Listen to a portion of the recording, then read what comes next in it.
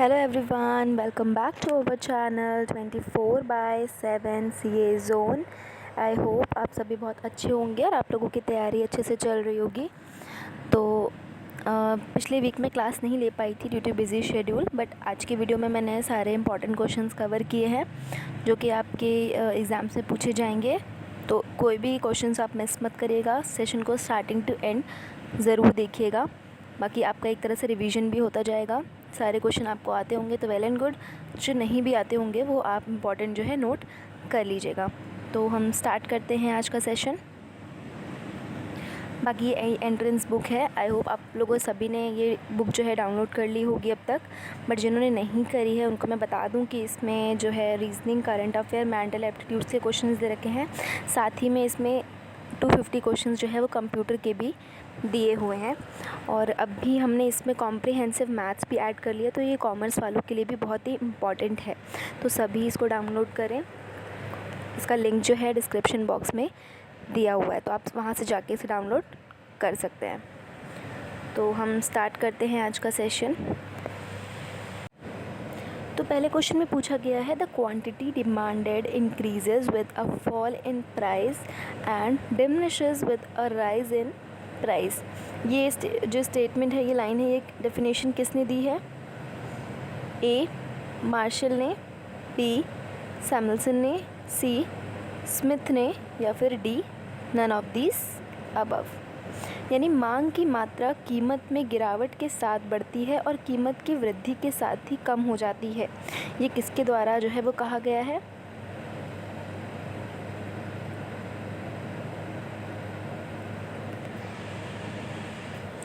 तो इसका right answer क्या हो जाएगा? तो इसका राइट आंसर हो जाएगा ए, मार्शल ने ये डेफिनेशन दी है। तो मार्शल ने ये डेफिनेशन दी है, तो A Marshall is the right answer. ये डेफिनेशन किसके द्वारा दी गई है? मार्शल के द्वारा दी गई है। उन्होंने ये लॉ ऑफ डिमांड की डेफिनेशन जो है वो दी थी। तो ए मार्शल आपका सही उत्तर हो जाएगा। तो ए इज़ द राइट आंसर। उसके बाद नेक्स्ट क्वेश्चन पर आते हैं। उसके बाद नेक्स्ट क्वेश्चन में पूछा गया है, what are the demand forecasting techniques. तो इनमें से डिमांड फॉरकास्टिंग की टेक्निक्स कौन कौन सी हैं ये आपको बताना है। तो ऑप्शंस दे रखे हैं, A survey method, B opinion poll method, C statistical method, या D all of the above. तो what are the demand forecasting techniques कौन सी हो जाएंगी इसमें? तो इसमें आपका राइट आंसर क्या हो जाएगा? तो इसका राइट आंसर हो जाएगा D all of the above. ये चारों ही, मतलब ये तीनों ही आपकी जो है अंडर डिमांड फॉरकास्टिंग टेक्निक्स में आती हैं। Survey method, opinion poll method और स्टैटिस्टिकल मेथड, और इसके सब पार्ट्स भी हैं। तो मेक श्योर आपको हर एक चीज़ पता हो। इसमें इनके सब पार्ट्स भी हैं, वो भी आपको पता होने चाहिए। मैं एक बार आपसे रिपीट कर देती हूँ कि किसके किसके अंदर जो है वो क्या क्या चीज़ें आती हैं, आप नोट डाउन कर लीजिएगा। तो इसमें आप देख सकते हो कि सर्वे मेथड के अंदर आते हैं complete enumeration method, sample survey method, end use method. उसके बाद ओपिनियन पोल मेथड में आता है expert opinion method, Delphi method, survey of managerial plans method और market experiments method. C statistical method में आते हैं trend projection method, barometric methods और इकोनोमेट्रिक मेथड्स। तो ये तीनों ये इंपॉर्टेंट है, आप लोग प्लीज़ नोट डाउन कर लीजिएगा, इट इज़ वेरी इंपॉर्टेंट। उसके बाद हम नेक्स्ट क्वेश्चन पर आते हैं। नेक्स्ट क्वेश्चन में पूछा गया है, for substitute goods cross elasticity of demand is. तो इसमें ऑप्शंस दे रखे हैं, ए negative, be zero, C positive, या डी यूनिटी। तो for substitute goods cross elasticity of demand is, क्या होगा इसका आंसर? तो इसका राइट आंसर हो जाएगा सी, पॉजिटिव होती है। C positive is the right answer. For substitute goods the cross elasticity of demand is positive. तो पॉजिटिव आपका सही आंसर हो जाएगा। तो C is the right answer. उसके बाद हम नेक्स्ट क्वेश्चन पर आते हैं। उसके बाद नेक्स्ट क्वेश्चन में पूछा गया है the general theory of employment interest and money has given by, यानी ये जो थ्योरी है ये किसने दी है। इसमें ऑप्शंस दे रखे हैं, ए मार्शल ने, बी केन्स ने, सी स्मिथ ने, या फिर D none of this above. तो the general theory of employment interest and money ये किसके द्वारा दी गई है थ्योरी। तो इसका राइट आंसर क्या हो जाएगा, कीन्स के द्वारा दी गई है। तो बी आपका राइट आंसर हो जाएगा। तो this theory is given by Keynes, तो बी सेकेंड यानी आपका राइट आंसर होगा, बी आपका करेक्ट ऑप्शन हो जाएगा। उसके बाद नेक्स्ट क्वेश्चन पर आते हैं। नेक्स्ट क्वेश्चन में पूछा गया है which of the problem arises when we fall to draw the distinction between final goods and the intermediate goods. तो इसमें पूछा गया है जब हम अंतिम वस्तुओं और मध्यवर्ती वस्तुओं के बीच अंतर करने में असफल हो जाते हैं तो वो कौन सी समस्या उत्पन्न होती है। तो ऑप्शंस दे रखे हैं, ए डेप्रिसिएशन कहते हैं उसे, B taxation, C double counting, या फिर डी इंसेंटिव्स। तो इसमें से क्या हो जाएगा, which of the problem arises when we fall to draw the distinction between finals and intermediate goods. तो इसका राइट आंसर क्या हो जाएगा, सी डबल काउंटिंग उसे कहते हैं। तो सी डबल काउंटिंग आपका राइट आंसर हो जाएगा, तो C is the right answer. उसके बाद नेक्स्ट क्वेश्चन पर आते हैं। नेक्स्ट क्वेश्चन में पूछा गया है 1:1 is the ideal quick ratio. ये बताना है आपको कि ये जो स्टेटमेंट है वो राइट है, ट्रू है, फॉल्स है, गलत है, सी कांट से, या फिर डी पार्शली ट्रू है, यानी कुछ हद तक सही है। तो 1:1 is the ideal quick ratio, क्या ये सही है।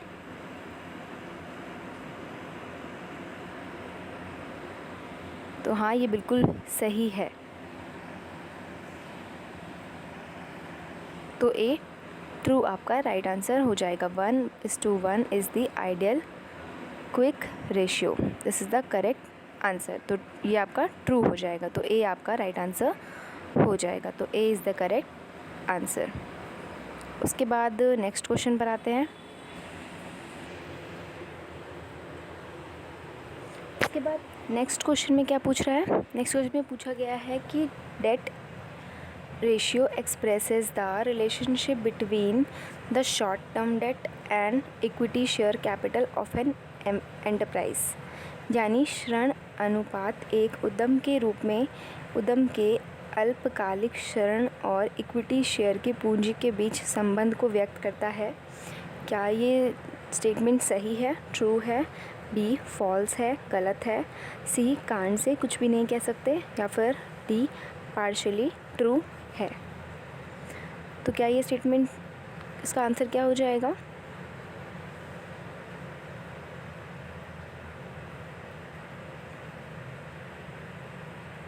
तो ये जो स्टेटमेंट है वो गलत है, तो बी फॉल्स आपका राइट आंसर हो जाएगा। B false is the right answer, ये स्टेटमेंट बिल्कुल ही गलत दे रखा है, तो B is the right answer, B आपका राइट आंसर होगा। उसके बाद नेक्स्ट क्वेश्चन पर आते हैं। नेक्स्ट क्वेश्चन में दिया है which of the following are the objective of financial statement. आपको बताना है इसमें से कौन से ऑब्जेक्टिव्स के अंदर आते हैं फाइनेंशियल स्टेटमेंट के। ए to provide information about economic resources and obligations of a business, B to provide information about the earning capacity of the business, C to provide information about the cash flow, D to judge effectiveness of management। तो क्या हो जाएगा इसमें, A only 1 and 2, B only 2, C 1 2 and 4, D 1 2 3 and 4। तो इसमें right answer क्या हो जाएगा, कौन से आपके ऑब्जेक्टिव्स ऑफ फाइनेंशियल स्टेटमेंट्स के अंदर आते हैं। इसका राइट आंसर क्या हो जाएगा?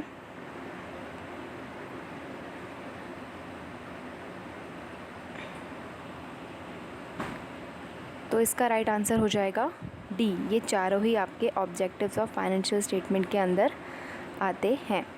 तो D is the correct answer. तो डी आपका राइट आंसर हो जाएगा। ये चारों ही आपके जो है ऑब्जेक्टिव्स ऑफ फाइनेंशियल स्टेटमेंट के अंदर आएंगे। और मेक श्योर आपको सारे ऑब्जेक्टिव्स, मेथड्स, टेक्निक्स, ये सब चीज़ें जो हैं अच्छे से पता हो। कभी भी क्वेश्चंस आपसे पूछा जा सकता है कि कौन कौन से मेथड्स यूज़ होते हैं या कौन कौन से टाइप्स हैं, सब टाइप्स हैं। तो आप हर एक चीज़ जो है अच्छे से वो रिवाइज़ करिएगा। बाकी हम नेक्स्ट क्वेश्चन पर आते हैं। नेक्स्ट क्वेश्चन में पूछा गया है, if super profits are negative then goodwill will be a positive होगी, बी नेगेटिव होगी, सी आइदर ए और बी दोनों में से कोई एक, या फिर डी नील। अगर सुपर प्रॉफिट्स नेगेटिव होंगे तो देन गुडविल क्या होगी आपकी, ये आपको बताना है। तो इसका राइट आंसर क्या हो जाएगा?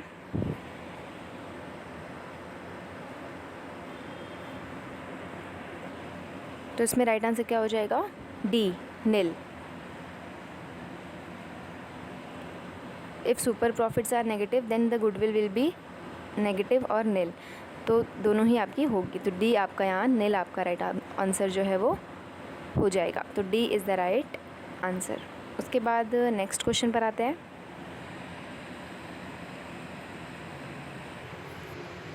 नेक्स्ट क्वेश्चन में असर्शन एंड रीज़न दिया है, जो कि आपके पेपर के लिए बहुत इंपॉर्टेंट है और क्वेश्चंस आते भी हैं असर्शन एंड रीज़न के। तो यहाँ पे असर्शन दे रखा है, the capital account of a partner does not show a debit balance in spite of a regular and consistent losses year after year. और इसका रीज़न क्या दे रखा है, the transaction relating to loss और profit, drawing, salaries etcetera are shown in the current account and not in the capital account in case of fixed capital। तो क्या ये assertion जो है, ये reason इसका correct explanation है? A, both A and B are true and the reason is the correct explanation of assertion, या फिर B, both A and R are true and reason is the not correct explanation of assertion, या फिर C, assertion is false but reason is true and assertion is true but reason is false. तो क्या हो जाएगा इसका right answer? क्या ये assertion और जो रीज़न है इसका रिलेट कर रहा है आपस में? तो इसका राइट आंसर क्या हो जाएगा? A, both assertion and reason are true and reason is the correct explanation of assertion.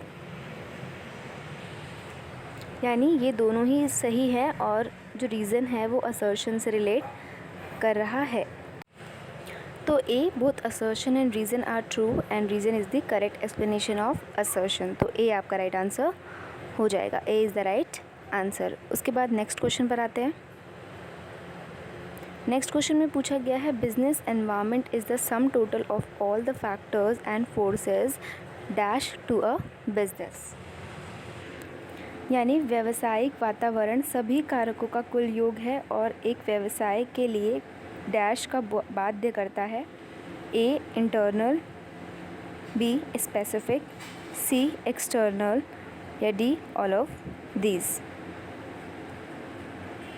तो इसका आंसर क्या हो जाएगा?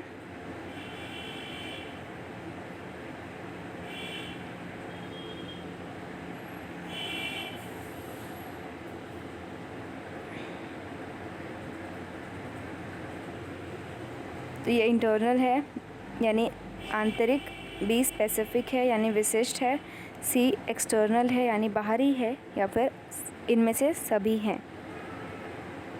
तो इसका सही उत्तर क्या हो जाएगा? C, external to a business यानी बाहरी है। तो सी एक्सटर्नल आपका राइट आंसर हो जाएगा। Business environment is the sum total of all the factors and forces external to a business. यानी व्यावसायिक वातावरण सभी कारकों का कुल योग है और एक व्यवसाय के लिए बाहरी को बाध्य करता है। तो सी आपका राइट आंसर होगा। उसके बाद नेक्स्ट क्वेश्चन पर आते हैं। उसके बाद नेक्स्ट में पूछा गया है, with the introduction of mineral water in India Aqua was able to capture the big market share in India, so which importance of business environment is highlight in the above case. तो ऐसे type के questions भी आपके आते हैं जिसमें आपको अपनी थिंकिंग के हिसाब से बताना है कि किसके अंदर ये फैक्टर आता है। तो इसमें क्या हो जाएगा, A helps in tapping resources, B helps in policy making, C improve performance, या D helps to identify opportunities and getting first mover advantage. तो इसमें जो है which importance of business environment is highlight in the above case, कौन सा, तो इसमें से कौन सा business environment highlights the above case, कौन सा बिजनेस एनवायरनमेंट हाईलाइट कर रहा है ये सिचुएशन में। यानी भारत में मिनरल वाटर की बोतल के महत्व के साथ एक्वा भारत के बड़े बाज़ार हिस्सों पर कब्ज़ा करने में सक्षम था। तो इसमें बताना है कि कौन सा बिजनेस एनवायरनमेंट जो है हाईलाइट हो रहा है इसमें। तो ऑप्शंस दे रखे हैं आपके, इसमें से राइट आंसर क्या हो जाएगा।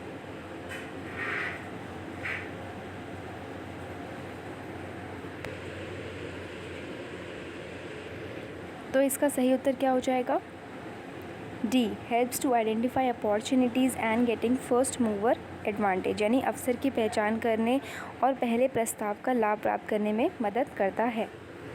तो ये जो है बिजनेस एनवायरनमेंट हाईलाइट कर रहा है।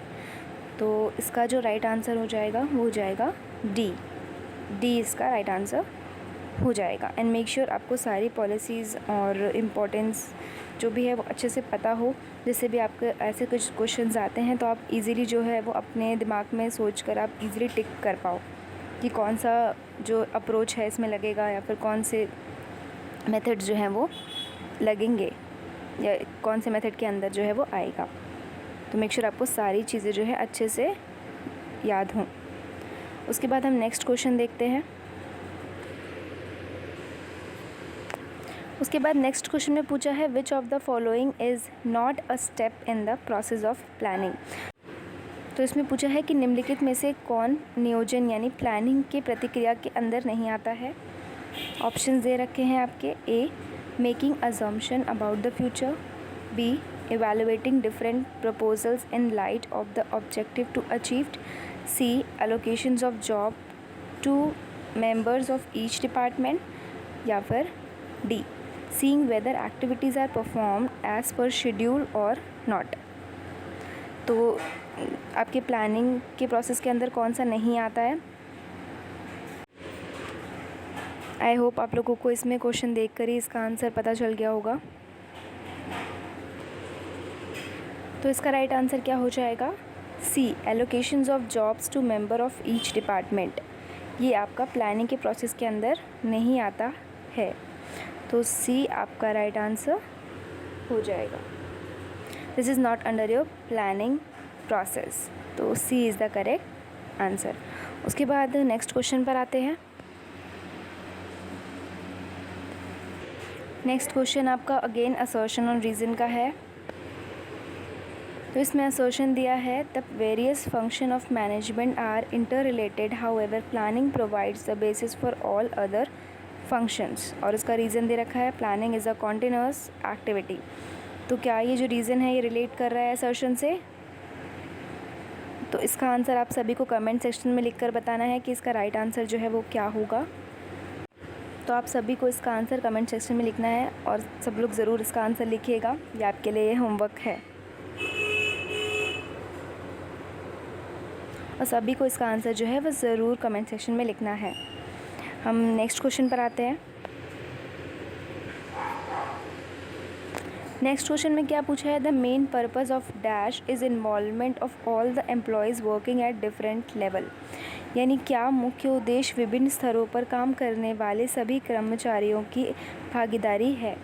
A delegation, B formal organisation, C decentralisation, या डी डिविजनल ऑर्गेनाइजेशन। यानी प्रतिनिधिमंडल, बी औपचारिक संगठन, सी विकेंद्रीकरण डिसेंट्रलाइजेशन, या डी संभागीय संगठन। तो क्या इसका राइट आंसर हो जाएगा? तो इसका राइट आंसर क्या हो जाएगा? The main purpose of dash is involvement of all the employees working at different level. तो इसका राइट आंसर हो जाएगा सी डिसेंट्रलाइजेशन, यानी